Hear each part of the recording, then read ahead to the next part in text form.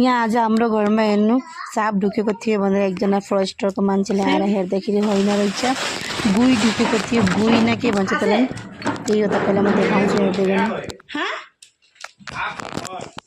कत गल ओ भाग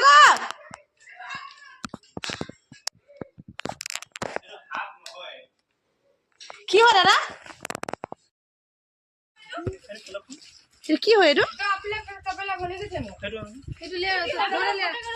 এই তো তানি গুইও এবার এইটো কেনেকৈ সোমালে খোল দে তো ঝোলাতে অ গছৰ কাৰণে মই সেইটো কৈছো মানুহ নিচিনা চকু আছে বুলি কোৱা নাই নেকি চোৱা ইমান ডাঙৰ সাপৰ ইমান চকু নাথাকে নহয় ইবা ইটো মুখটো ঘাইও মেইন